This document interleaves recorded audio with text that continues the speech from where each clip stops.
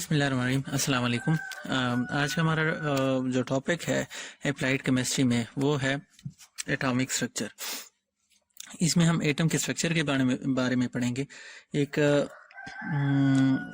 Atom जो होता है उसमें दरमियान में सेंटर में न्यूक्लियस होता है, जबकि इसके इर्द गिर्द जो है शेल्स होते हैं। इन शेल्स को हम ये फर्स्ट शेल, ये सेकंड शेल, ये थर्ड शेल और ये फोर्थ शेल होता है। जैसे पहले मैंने आपको क्लास में बताया था कि न्यूक्लियस में प्रोटॉन और न्यूट्रॉन होते हैं, जबकि इन शेल्स में इलेक्ट्रॉन होते हैं। तो आज हम इसके स्ट्रक्चर को डिटेल से पढ़ेंगे कि किस तरह इसका जो स्ट्रक्चर है उसमें ये जो शेल्स हैं ये कितने होते हैं इसमें शेल्स, और बाकी इसकी डिटेल को पढ़ेंगे। तो नॉर्मल जो हमारा एटम होता है वो इसी तरह का होता है कि ये दरमियान में न्यूक्लियस में जो है प्रोटॉन और न्यूट्रॉन होते हैं, जबकि यहाँ पे इलेक्ट्रॉन्स शेल्स में पाए जाते हैं। लेकिन कुछ टर्मिनोलॉजीज इस्तेमाल होती हैं जब भी हम किसी एटम का स्ट्रक्चर पढ़ते हैं कि शेल क्या होते हैं, सब शेल क्या होते हैं, ऑर्बिट्स क्या होते हैं और ऑर्बिटल क्या होते हैं। तो इनमें जो है ये तो न्यूक्लियस हो गया, दरमियान में शेल्स जो हैं ये हैं, जैसे कि ये फर्स्ट शेल, ये सेकंड शेल, ये थर्ड शेल, ये फोर्थ शेल, ये जो है इसके शेल्स हैं।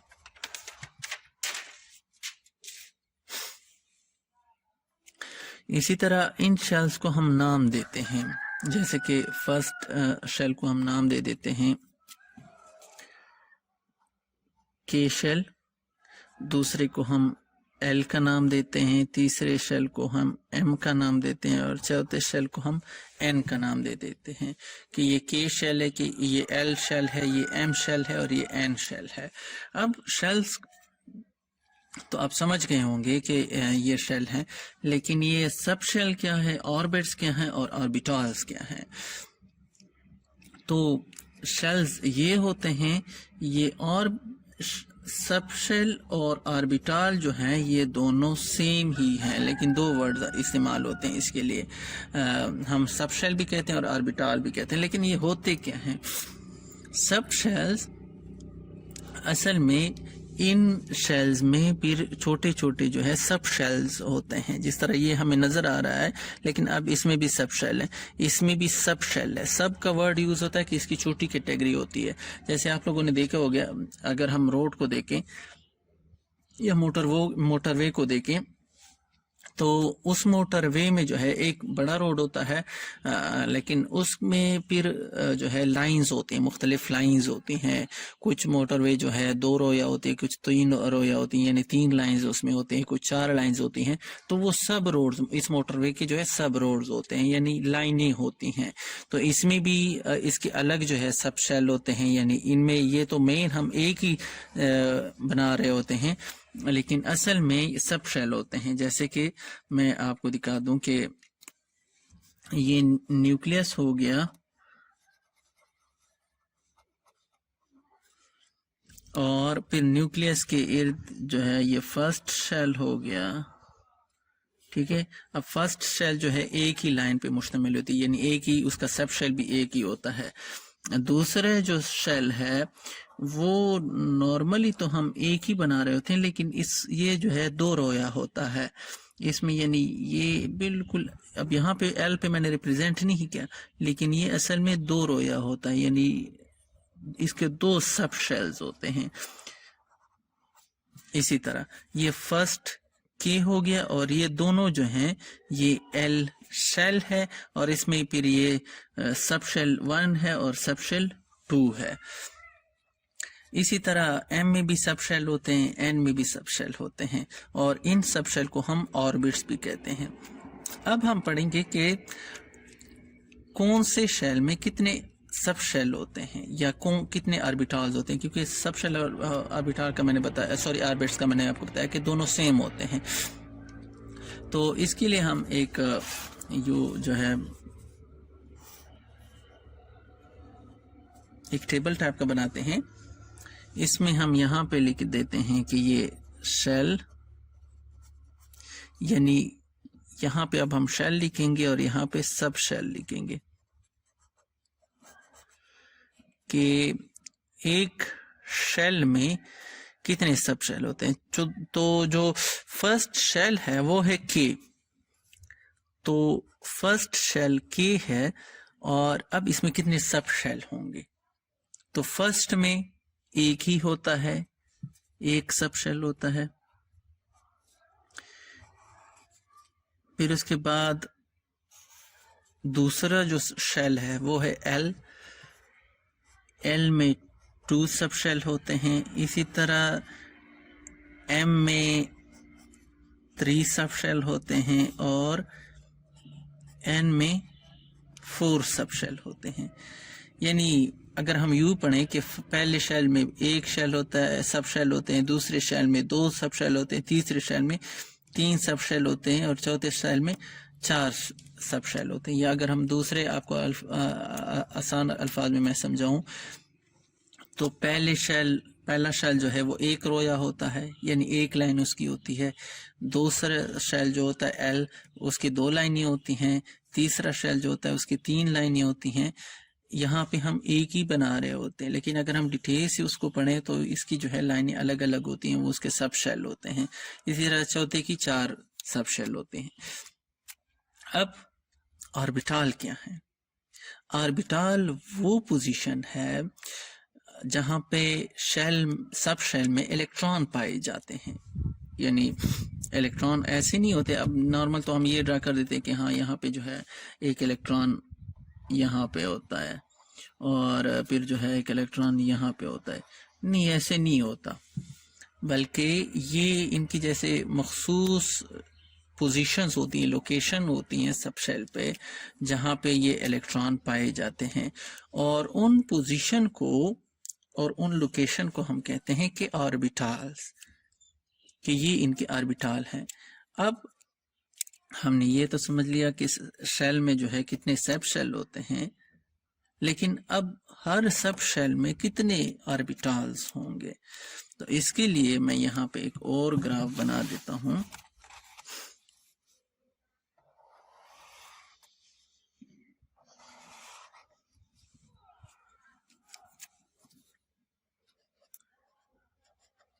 सब शेल और ऑर्बिटल। तो ये जो फर्स्ट सब शेल है इसमें एक ऑर्बिटल होता है। दूसरे सब शेल में इसमें 3 ऑर्बिटल होते हैं। तीसरे सब शेल में 5 ऑर्बिटल होते हैं, और चौथे सब शेल में 7 ऑर्बिटल होते हैं। यानी उनकी पोजीशन होती है कि जहां पे इलेक्ट्रॉन होते हैं। तो अब हम डिटेल से पढ़ेंगे कि ये सब शेल जो है, शेल में सब शेल कैसे होते हैं, और फिर ऑर्बिट्स में सब शेल में फिर ऑर्बिटल कहाँ होते हैं और क्या होते हैं। तो यहाँ पे चूंकि मेरे पास जो है स्पेस इतनी ज़्यादा नहीं है, तो आपको क्लियर समझाने के लिए मैं इस एटम का ये वाला जो हिस्सा है, ये वाला हिस्सा ये लेता हूँ आपको डिटेल से समझाने के लिए, ये वाला हिस्सा, जबकि बाकी मैं छोड़ देता हूँ ताकि आप लोग सही समझ जाए। ये देखिए, यहाँ से मैं अगर इसको जूम करूँ, ये वाला एरिया, इसको अगर मैं जूम करूँ तो ये मेरे पास जो है इस टाइप का स्ट्रक्चर बना देती है। अब इसमें मैंने जैसे आपको बताया है कि पहले तो शेल होते हैं, फिर उसमें सब शेल होते हैं। तो पहला जो शेल है उसमें एक ही सब शेल है, और उन सब शेल को भी फिर हम नाम देते हैं। फर्स्ट सब शेल को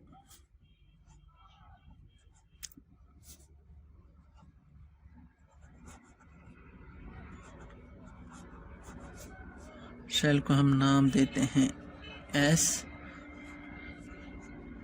सेकेंड सब शेल को हम नाम देते हैं पी। थर्ड सब शेल को हम नाम देते हैं डी। और फोर्थ सब शेल को हम नाम देते हैं एफ, SPDF। ये SPDF अगर आपको याद हो तो पिछले लेक्चर में भी मैंने आपको इनका जिक्र किया था, पिछले लेक्चर में भी। उसमें हमने ये कहा था कि अगर ये हमारे पास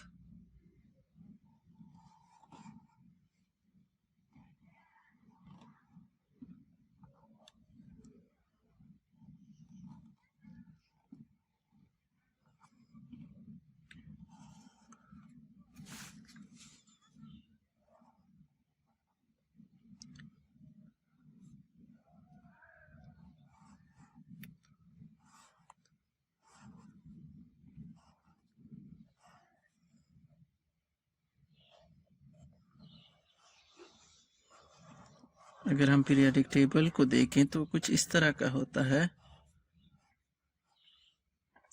ये लाइन से मैं नहीं बनाता, सिर्फ आपको समझाने के लिए जो है कि ये जो है इनकी वो है। तो अगर हम इसको देखें तो इस टाइप का हमारे पास जो है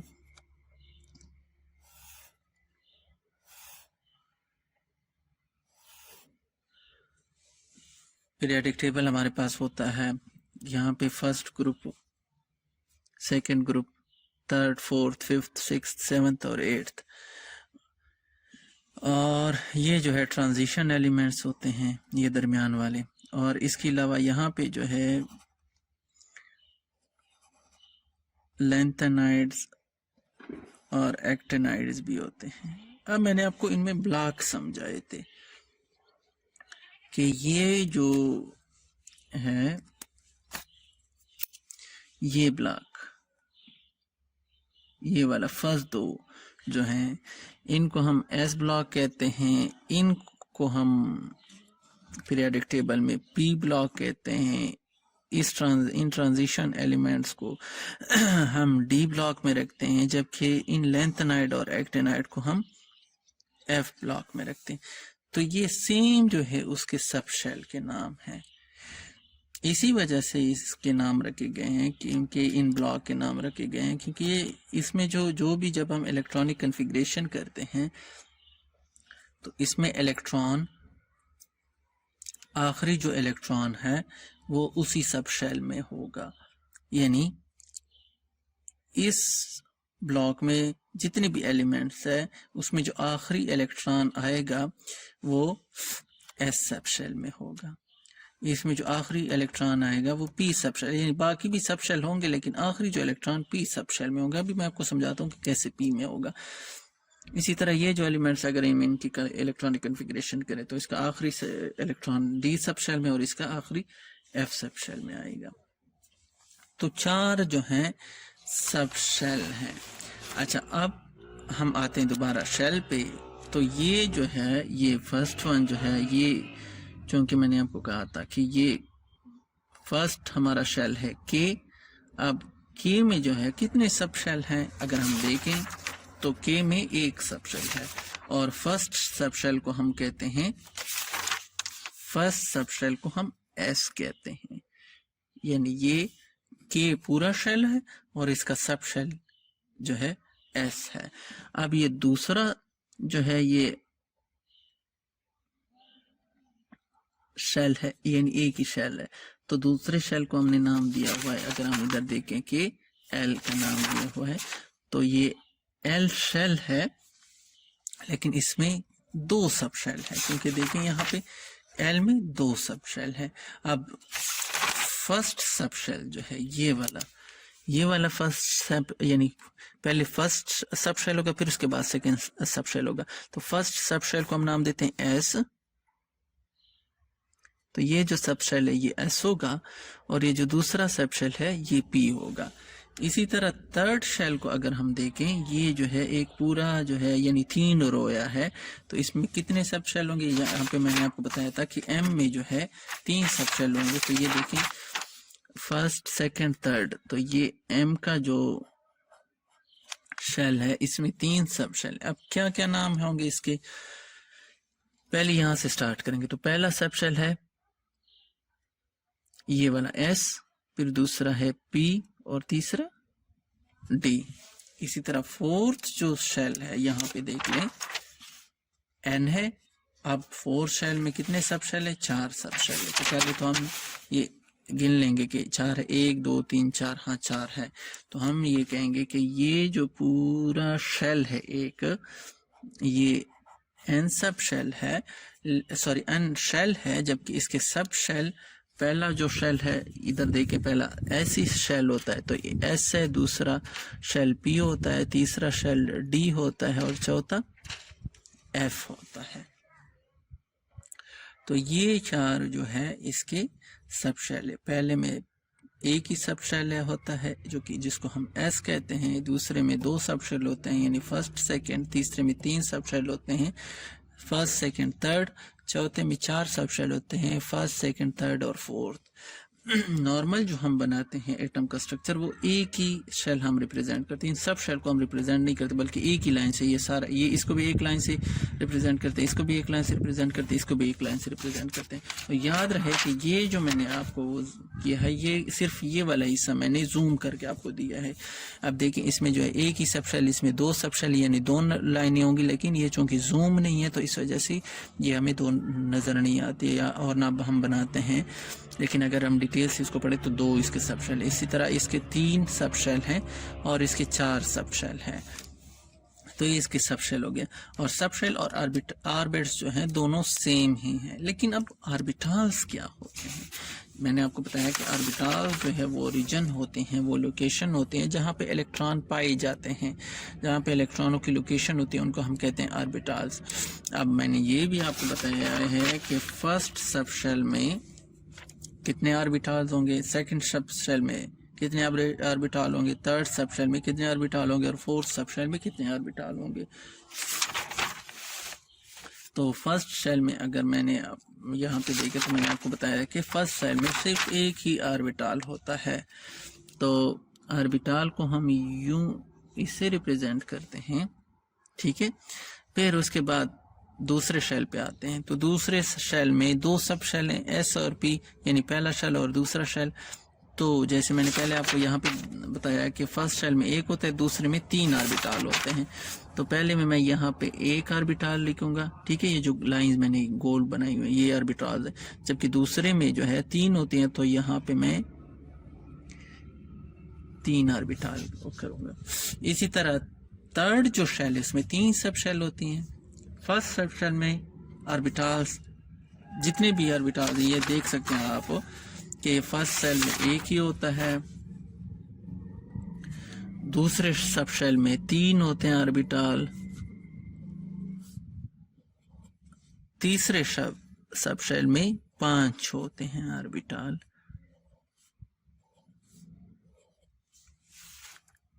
अब जो फोर्थ शेल है उसमें 4 सब शेल हैं। ये अब आपको पता होना चाहिए कि कितने इसमें ऑर्बिटल होंगे। तो फर्स्ट में आपको मैंने जो ये बताया ना, ये अगर आप याद रखेंगे तो आपको बिल्कुल क्लियर होगा कि फर्स्ट सब शेल में 1 ही ऑर्बिटल होता है, सेकंड शेल में 3 ऑर्बिटल्स होते हैं, थर्ड सब शेल में 5 ऑर्बिटल्स होते हैं और चौथे सब शेल में मैंने आपको बताया है कि 7 ऑर्बिटल्स होते हैं। 2 3 4 5 6 7।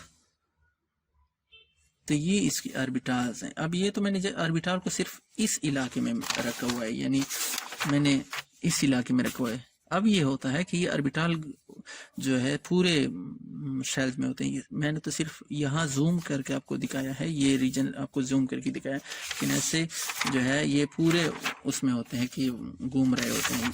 और इन ही ऑर्बिटल्स में इलेक्ट्रॉन होते हैं, जो गोल दायरे हैं इनमें असल में इलेक्ट्रॉन होते हैं। इलेक्ट्रॉन बाहर नहीं हो सकते, इन ऑर्बिटल के बाहर नहीं हो सकते।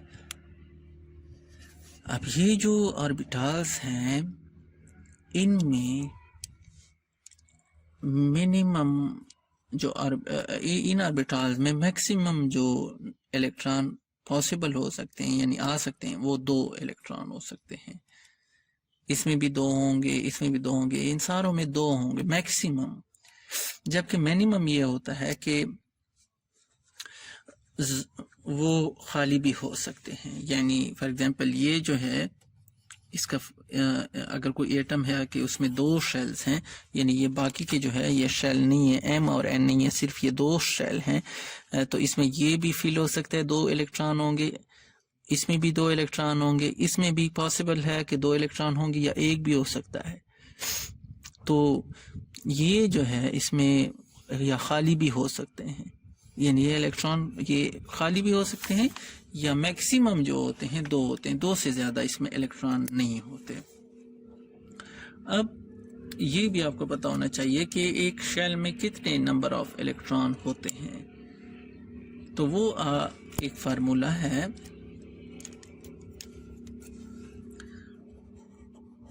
2n स्क्वायर का। इस फार्मूले से हम मालूम कर सकते हैं कि कौन से शेल में कितने इलेक्ट्रॉन होते हैं। अब अगर फर्स्ट शेल की हम बात करें, फर्स्ट शेल जो है वो K है, तो ये फर्स्ट शेल है, तो इस n रिप्रेजेंट करता है शेल को कि ये कौन से शेल का नंबर है। तो 2 × 1 स्क्वायर, इसको कैलकुलेट करेंगे तो इसमें 2 इलेक्ट्रॉन आएंगे। इसी तरह L का अगर हम देखें तो ये दूसरा सब शेल है, तो 2 ये आ गया। अब n की जगह हम 2 कर लेंगे और स्क्वायर, तो ये जो है इसमें अब आप चेक कर सकते हैं कि कितने इलेक्ट्रॉन आ सकते हैं। तो इस 2 स्क्वायर को अगर हम देखें कि ये 2 × 2 यानी 4 और फिर जो है 2 और 8 हो जाते हैं। अब थर्ड जो M शेल है, इसमें हम 2 ये आ गया, और चूंकि ये थर्ड शेल है तो इस n की जगह मैं इस n की जगह 3 लिखूंगा और फिर ये स्क्वायर हो जाएगा। तो 3 और 3 यानी इस पे स्क्वायर है 3 पे, तो 3 × 3 9 × 2 18। और इसी तरह n शेल में 2 मल्टीप्लाई बाय 2 × 4 स्क्वायर, तो ये आता है 4 4 16 और 16 दूनी 32। तो इसमें जो इलेक्ट्रॉन होंगे मैक्सिमम, इसमें 2 होंगे, L शेल में 8 होंगे, M शेल में 18 होंगे मैक्सिमम, और N शेल में 32 इलेक्ट्रॉन होंगे। और ये जो इलेक्ट्रॉन होते हैं ये इन ऑर्बिटल्स में पाए जाते हैं।